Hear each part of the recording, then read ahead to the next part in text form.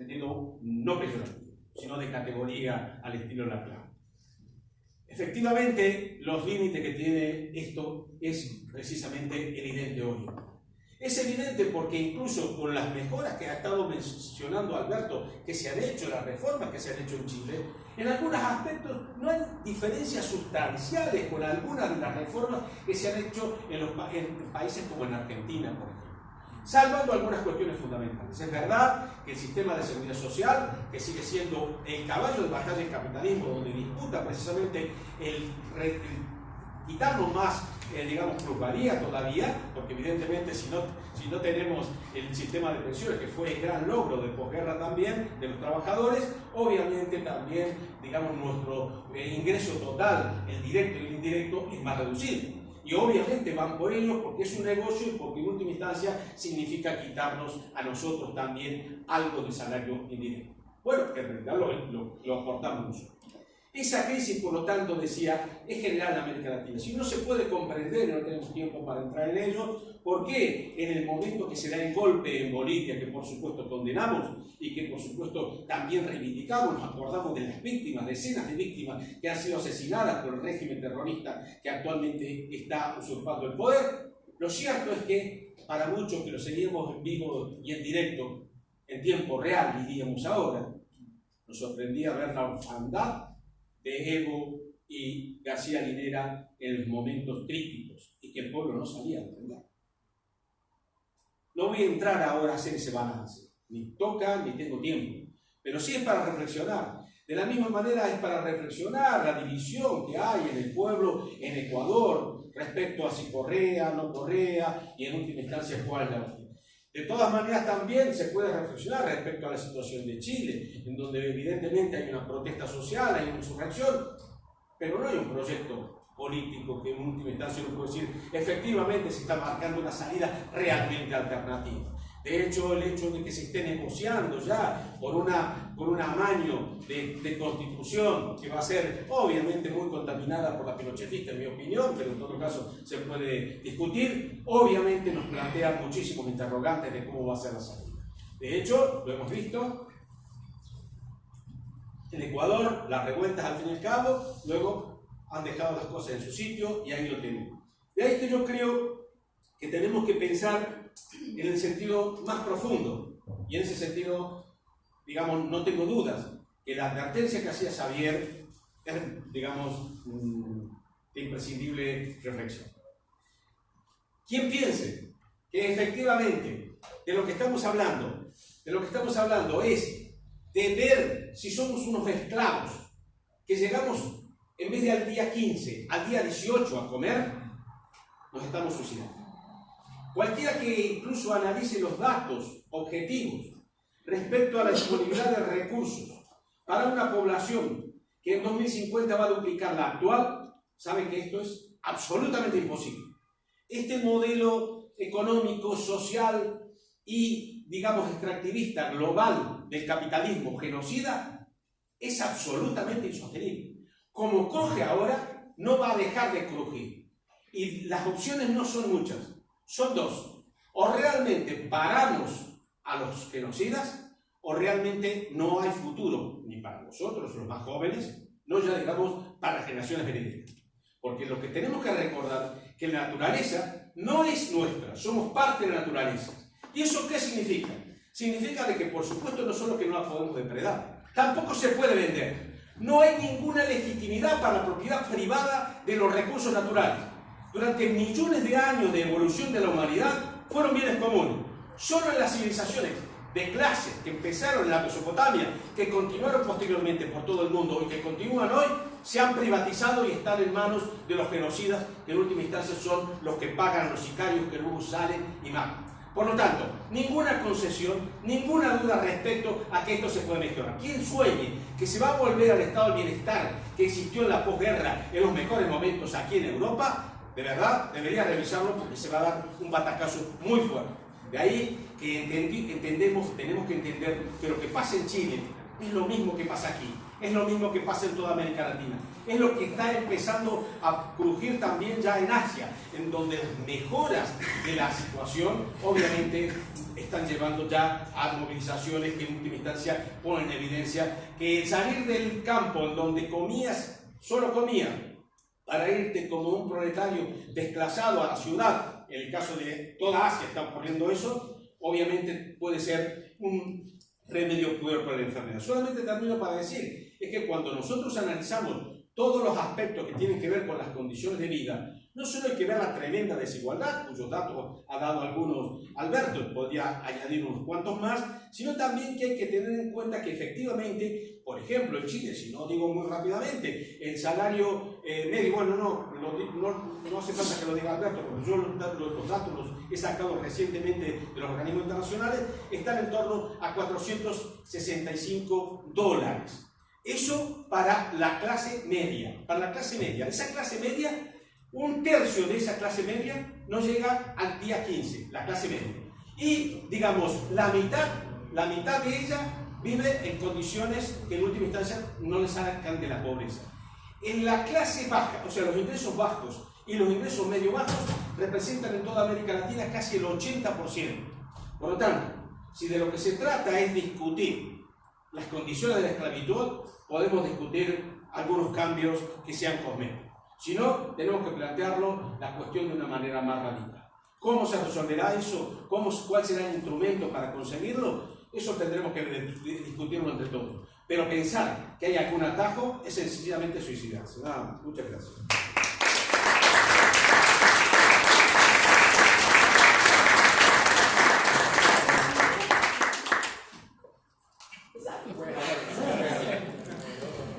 Si quieres contestar, Alberto, han hecho ronda de preguntas. Tenemos hasta menos 10. Voy a dos cosas muy simples. Solo complementar respecto a ver la polarización del mundo y de Chile en particular. No es menor, es una anécdota, pero no es menor. Sebastián Piñera, para ser presidente de Chile, se compró un equipo de fútbol y un canal de televisión. O sea, para ser bien claro. Y se compró el equipo de fútbol que a él no le apetecía, o sea, no era fan de ese equipo. Él se compró el equipo de fútbol que tenía más hinchas, o sea, Más votos. Entonces, y fue, todos sabían que le gustaba el otro, pero no importa, o sea, eso. Y creo que es importante decir lo siguiente. He enfatizado mucho los datos económicos para ver la inviabilidad. Pero bueno, yo soy sociólogo y me gusta mucho la antropología también. Y he tratado de representar algo que es bien importante en el juicio. El carácter desequilibrado del neoliberalismo está basado en el hecho de que para producir su propia economía necesita combustionar los capitales que están constituidos por elementos no económicos. Requiere combustionar capital cultural, convertir toda la educación nada más que en los indicadores, convertir toda la educación nada más que en la productividad. Eso es lo que estamos haciendo. De hecho, hay unas pancartas porque se había retirado recién del currículum educativo educación física, en uno de los países con más obesidad del mundo, y se había retirado historia. Nada menos. Y entonces en las marchas había unos carteles grandes que decían: Piñera, nos tienes haciendo historia y educación física. O sea, entonces, bueno, evidentemente, combustiona lo cultural, combustiona los elementos normativos, o sea, la capacidad práctica de relación, de integración de la sociedad. Eso se va destruyendo, se destruyó durante todo este proceso. En la dictadura la gente tenía relaciones, ahora prácticamente se producen estas sociedades modernas, como dice Peter Berger, donde lo que define a este tipo de sociedad es que la gente no conoce a su vecino, y es eso. Y empieza y combustiona también la política. La política sirve solo para fundamentar y darle legitimidad a la siguiente medida que se va a tomar, muchas veces en contra de los propios intereses y derechos de las personas. Entonces, esto termina, y esta es la parte, aquí en general había una visión más bien pesimista, con algunos matices, pero más bien pesimista. Yo me atrevo, no porque me guste, a mí en 2011 me acusaron de optimista por el derrumbe del modelo, yo hoy día soy pesimista. Creo que en 2011 en adelante había posibilidades de ejecutar acciones políticas propiamente tales. Hoy día lo que nos pasó es un estallido social, o sea, en 24 horas todo se pulveriza. Y es una cosa muy sorprendente, porque son 24 horas, donde no hay un líder, donde no hay nada, nada, donde la mesa de unidad social tiene que constituirse observando la televisión. Y lo que nos entrega el neoliberalismo después de su caída es no solo sus restos mortuorios, sino que además una política inútil, que no es capaz de operar, y una sociedad rota, donde la gente ya se había roto a través de la sociedad de consumo, donde yo me posiciono a partir de lo que gano y de lo que puedo comprar, y resulta que ahora la gente se posiciona, dado que no hay ninguna estructura social imperante, se posiciona solamente en la medida que puede denostar al otro.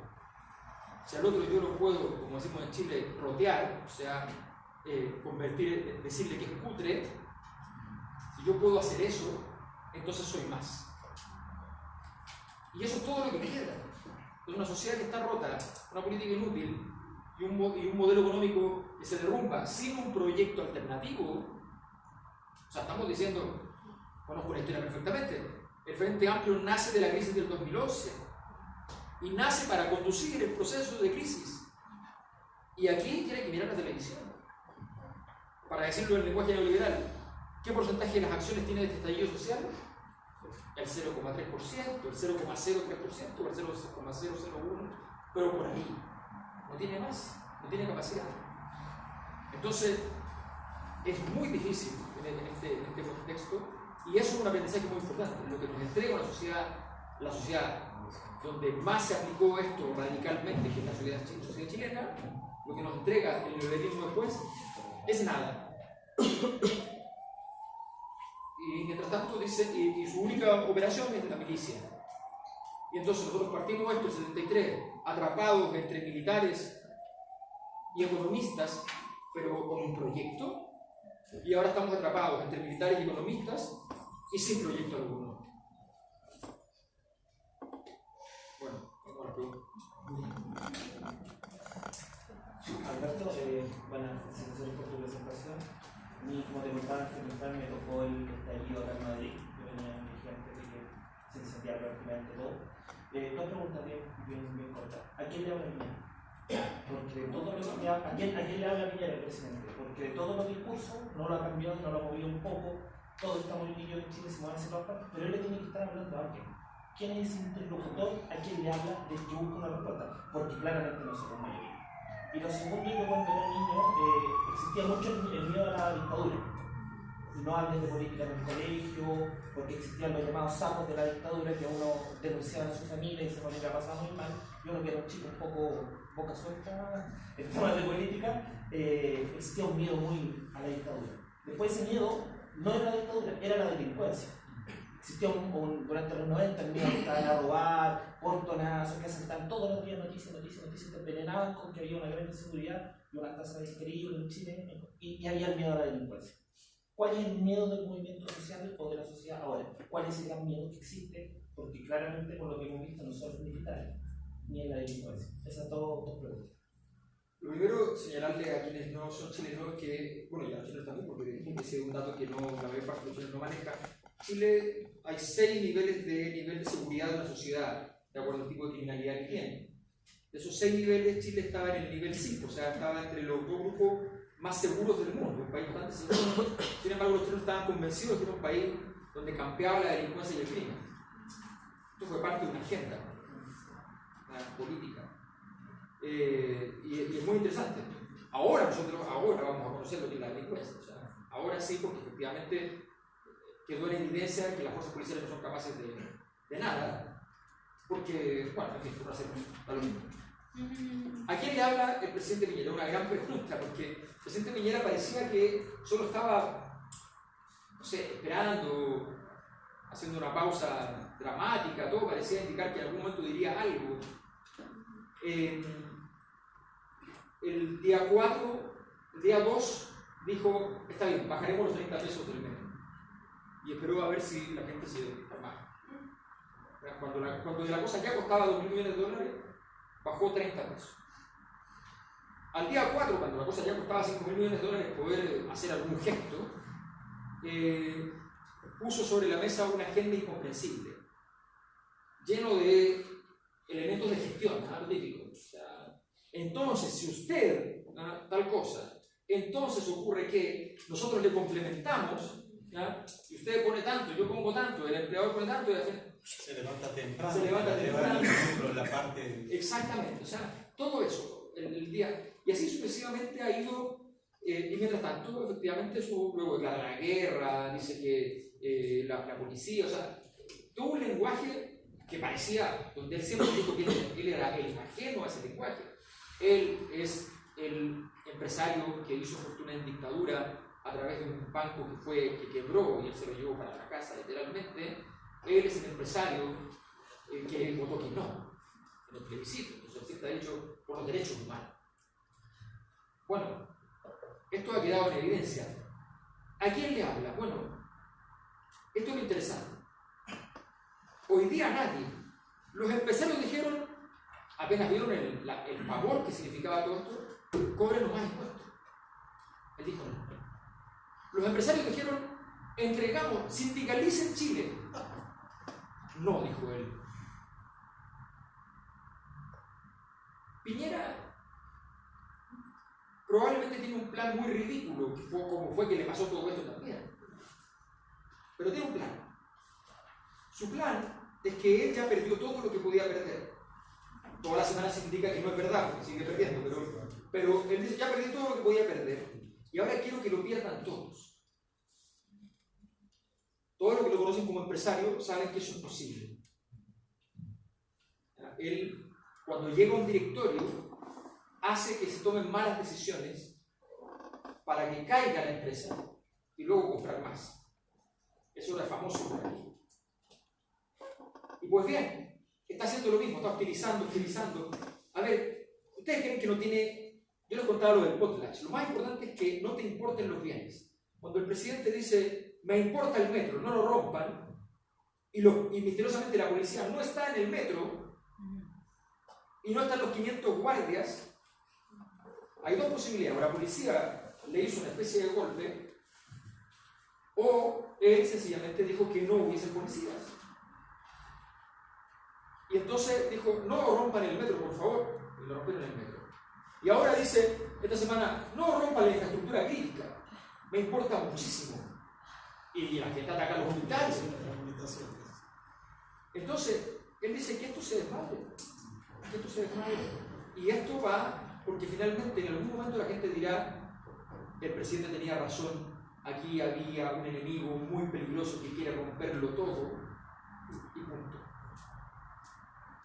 Bueno, en fin, el presidencialismo tiene muchos defectos, pero cuando tú eliges de presidente a un tipo que tiene ciertos defectos en particular, las cosas pueden multiplicarse. Entonces, ¿a quién le habla Piñera?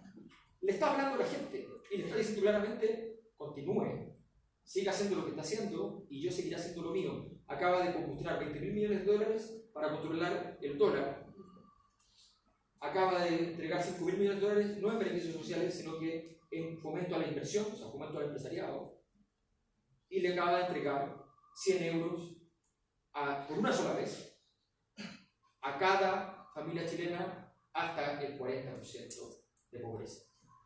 Continúa como si nada hubiese pasado. El modelo continúa y él sabe que no es verdad. Sí, solamente un apunte comparativo con el proceso de Argentina, en el sentido que al fin y al cabo en Argentina Macri vivió una situación similar, con una movilización muy fuerte, pero que no tuvo los ribetes en ningún momento, a pesar de la represión incluso del régimen de Macri, sostenido por la Unión Europea, por España y demás, hay que decirlo, todo esto como sostiene a Piñera, pero como se señalaba aquí, a lo que había que perseguir es algo moral. Y en ese sentido lo que quiero señalar es que precisamente me parece que la diferencia de táctica más que de estrategia tiene que ver precisamente con el hecho de que seguramente Piñera no alimenta ninguna posibilidad, ya sabe que a ese electorado que antes conseguía engañar con fake news y con la idea de que vivía en el paraíso, que ya no lo engaña, a ese 90% que indica aquí la participación en el ingreso, pero que por otra parte revela las encuestas de que lo condena ya, mientras que Macri creo que apuntó a decir, bueno, vamos a tratar, y esto quizá ya más estratégico, vamos a tratar de sostener una fuerza política que pueda volver. Y en ese sentido, de hecho, hizo muchas políticas que eran típicas del gobierno anterior, que había denostado terriblemente, incluso la regulación financiera, a pesar de que en lo esencial hizo lo mismo. En lo esencial, que es precisamente endeudar al país, que lo van a pagar los argentinos, que le va a ser la gran hipoteca para el gobierno progresista que comienza ahora el 10 de diciembre, y que por otra parte también va a significar seguramente la enajenación de los pocos activos públicos que quedan. Es decir, en el fondo la estrategia es la misma, solo que yo creo que la diferencia está vinculada al hecho de que uno se considera ya un muerto vivo, un muerto en vida, y que lo único que le estarán diciendo sus asistentes internacionales, el Fondo Monetario Internacional y la misma oligarquía transnacional, más que la nacional, que aguante, digamos, hasta el último, que efectivamente la reconstrucción del país, que está poco endeudado, pues es muy buena para endeudarlo, ¿no? Es muy buena, es lo mismo que hizo Macri. Hay que decir que en el caso de Argentina, el gobierno de Macri subió con una bajísima deuda, sobre todo una bajísima deuda externa y sobre todo nominada en moneda fuerte, y ahora, digamos, llegará al 100%, y eso va a condenar al gobierno que asuma a una situación insostenible, que efectivamente tendrá que reforzar el extractivismo que decíamos antes. Por eso le llamo totalitarismo de mercado. No lo va a imponer nadie. El gobierno que asume es un gobierno progresista en Argentina, con un frente muy amplio, heterogéneo, hay de derechas incluso en ese frente. Pero, digamos, tiene un proyecto de reconstrucción del mercado interior, de redistribución del ingreso. No, pero todo basado en ¿qué? En los ingresos que va a generar. Vaca Muerta, el gran yacimiento de gas y petróleo no convencional, y las exportaciones ¿de quién? De la agroindustria, del agropecuario. Por lo tanto, es reforzar la inserción internacional dependiente, basada precisamente en esa visión internacional del trabajo del siglo XIX. El siglo XIX, en donde los países de América Latina, como decía, tienen ese papel. Por lo tanto, también, lo que quería matizar era de que en última instancia la estrategia es la misma, con algunos matices que tienen que ver más bien con la táctica electoral, por lo tanto, a largo plazo. Yo creo que la discusión en torno a Piñera tiene que ver antes que nada con Piñera quién representa. Y no representa los intereses de la burguesía chilena, por otra parte discutible su propia existencia como tal, sino que representa los intereses del capital financiero dominante que es estadounidense, el cual tiene planes alternativos, a diferencia de Piñera, que tiene solamente el plan de intentar no acabar en la cárcel. Aquello del Pato Más, ¿no? Se limpió las dos manos con mi bandera y no falta nunca que le aplaudiera, porque hay desventurados que por migajas besan la bota sucia que los sufraja. Pero el capital tiene más de un plan. Por ejemplo, el día 29 de abril, cuando por tercera vez aquí se dio un mandato democrático para derogar el 11 contra reforma laboral, ley Mordaza, etc., el día siguiente, el 29 de abril, la patronal dice: queremos este gobierno. Pero también tiene un segundo plan de gobierno, en torno a 10 puntos que no dan respuesta a ninguna de las reivindicaciones. Y eso no es tampoco tan importante, porque al final lo que hará un gobierno u otro será lo que nosotros consigamos imponer. Esto es importante, creo yo, porque la discusión tiene que ver con cómo contenerlo, ¿no? Y hay un punto en el que estoy de acuerdo con Alberto. Él dice que es pesimista. Yo digo que no soy ni pesimista ni optimista porque no tengo tiempo, porque estoy militando, porque estoy interviniendo. Por lo tanto, no me interesa la retórica acerca de cálculo de probabilidades, sino que me interesa el hecho real de la discusión de los sujetos.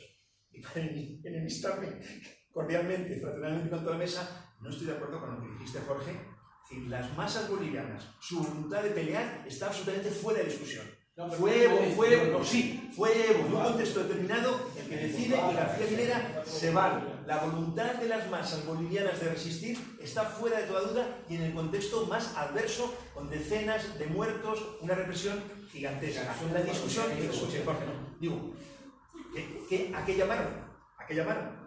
Y esto no prejuzga la premisa. La premisa es rechazo de golpe. Y en una discusión posterior de segundo rango tiene que ver con cuál es la orientación de alguien que en su gobierno todavía tenía como responsable máximo de las Fuerzas Armadas a quien había estado entre 2013 y 2016 en Estados Unidos, y como máxima autoridad policial a quien estaba en Estados Unidos hasta diciembre de 2018. No se trata de ajuste de cuentas, no sacaremos ninguna lectura política interesante en cuanto a qué hacer en el terreno del ajuste de cuentas. Se trata solamente de consignar que todas las premisas situadas en el terreno de la supuesta derechización tienen que ver con una orientación de profecía autocumplida. La discusión fascinante de Chile tiene que ver con la discusión en torno a los sujetos. Y de nuevo, la voluntad, están matando a la gente, están violando en las comisarías, hay desaparecidos, torturas sistemáticas, lo vemos cada día. Y incluso ante eso, y la traición sistemática de las direcciones una y otra vez, porque las direcciones partidarias en Chile han dicho que aceptaban, en primera instancia, el terreno trucado de una supuesta asamblea constituyente que no era tal, no solo porque se llamara convención o como se llamara. La discusión interesante tiene que ver con qué articulación política del descontento que tenga la capacidad de abrir una salida en positivo, una salida verdaderamente digna de este nombre. Ese es el tema de discusión, yo creo, y en ese sentido es fascinante. Por eso te decía fraternalmente, Alberto, que no se trata ni de optimismo ni de pesimismo, sino que nos toca hacer. Bueno, para poner un poco el debate también, entendiendo que este es el contexto chileno y que esas son las condiciones en un gobierno donde se están violando los derechos humanos, ¿por qué España decide como prestar su espacio como para que el presidente se siga presidiendo, viniera la COP y no a lo mejor haberse manifestado un poco ante esto, así como también querer llevar a los como policías a colonizar con ideas de represión menos violenta? A ver de qué manera se puede debatir. Déjame, José, 20 segundos. Estuve hace 15 días en un evento en Alemania. Tuve la osadía de hacer una broma de 2 de agosto. Fue decirles que en España existía una fundación legal que recibe fondos públicos que se llama Fundación Adolf Hitler. Imaginaos en la cara de los alemanes. Les dije que Adolf Hitler en castellano se dice Francisco Franco. El régimen monárquico español es una herencia directa de la dictadura. Se verifica en muchos terrenos, quizá en uno con más de un 10 en cualquier otro, en el terreno judicial. En España, por ejemplo, existe una instancia, la Audiencia Nacional, que no tiene parangón en ningún país. Y tiene que ver con que en el año 77, el mismo día que se disuelve el Tribunal de Orden Público, se crea la Audiencia Nacional. Pero el Tribunal de Orden Público se había constituido en el año 1963, el mismo día que se había liquidado el Tribunal de Persecución de la Masonería y el Comunismo, que obedecía a la ley del mismo nombre de 1940. Es tremendamente gráfico la configuración institucional, que tiene que ver con algo muy interesante, porque aquí se dice, ¿por qué la gente sigue votando una derecha transnacional, etcétera? No solo también una cuestión ideológica, sino una cuestión material. Las bases materiales de los privilegios que tiene un sector considerable de la población que viene de la dictadura, que se identifica muy fácilmente cuando pensamos en sectores como las Fuerzas Armadas, como la banca, como la jerarquía eclesiástica, incluso en profesiones, en la medicina, en la abogacía, lo vemos con esta gente que tiene los apellidos y se junta 2 para darse no sé qué aires, y eso está plenamente vigente. Y en que eso está plenamente vigente hay una responsabilidad directa de las direcciones, de las organizaciones del movimiento obrero que lo hicieron posible. Sí, yo quisiera decir respecto al planteamiento. Sebastián Piñera, que no sabe mucho de política, pensó que él podía convertirse en un actor internacional muy relevante. Y entonces tomó la decisión de que él iba a votar al gobierno de Maduro, de que él iba a hacer la APEC, la COP25, la final de la Copa Libertadores y todo lo que se pusiera por delante, que él iba a ir al G20, que fue, que él iba a ir al G5, que fue, y que él se iba a ofrecer, porque era un hombre de negocios, a distintas potencias mundiales. Se ofreció, ya estaba trabajando con Estados Unidos, se ofreció a China, cosa que a Estados Unidos le molestó mucho, y Mike Pompeo cambió su agenda y viajó por una mañana a Chile para decirle qué es esto. Usted va a llevar a China a sus hijos, sabemos lo que significa eso, ¿no? Entendemos perfectamente lo que significa eso. Y criticó directamente a China y le contestó el embajador chino en Chile, que misteriosamente había sido nombrado un tipo de altísima diplomacia en Chile, que es un país pequeño. Y Macron también compra acciones en Sebastián Piñera porque se compra nada. Y lo invita al G5 y le encomienda estar a cargo de los temas de América Latina. Y él creía que él cada vez se fortalecía porque servía a distintos dueños. Es que no sabe de política, no tiene la menor idea. Cuando se le cae todo esto, o sea, él creía que podía hacer 2 eventos en 3 semanas, APEC, COP25, entre medio de la final de la Copa Libertadores, todo lo que requiere policía. Y resulta que no era capaz de controlar 3 estaciones de metro al mismo tiempo. Entonces era una locura. Era una locura. Pero él estaba convencido de aquello. Cuando esto ocurre, los países hacen lo mismo que hizo Sebastián Piñera con la COP25. La COP25 significaba estar comprometido con el medio ambiente y ya. Y los países ofrecen entonces, tal como lo hizo Sebastián Piñera, porque a Chile no le correspondía a Brasil, pero comprenderán que Bolsonaro tiene una sola virtud y es que es más o menos honesto, y dijo, a mí el medio ambiente no importa. O sea, yo voy a calar la Amazonía, no me importa, o sea, no me importa. ¿No? Y entonces Sebastián Piñera dijo, yo me hago cargo. Ahora, Sebastián Piñera, cuando Macron le dice, tú toma América Latina y contrólala y destruye a Bolsonaro, que es un imbécil, se lo dice, está grabado además, porque lo dice con un micrófono cerca, está grabado, y le dice, y Sebastián Piñera no hace nada mejor que parar en Brasil para hablar con Bolsonaro y tratar de llegar a algún razonamiento conjunto, cuando le habían dicho, pasa por encima de él y quédate a cargo. O sea, no es capaz de hacer realmente. Entonces, cuando los países dicen, fantástico, la COP25, tráigala para acá, tengo mi certificado de que soy ecológico, de que nos comprometemos con el Acuerdo de París y de que vamos a avanzar en todo esto. Eso fue todo lo que hizo España, y además es un favor político, que siempre esas cosas son importantes. A mí me gustaría, en observación a tu pregunta, subrayar el papel que tiene hoy mismo la Unión Europea en el sistema mundial, donde no tiene un lugar, no hay una disputa hegemónica entre Estados Unidos y China, y Europa está buscando su lugar, ¿no?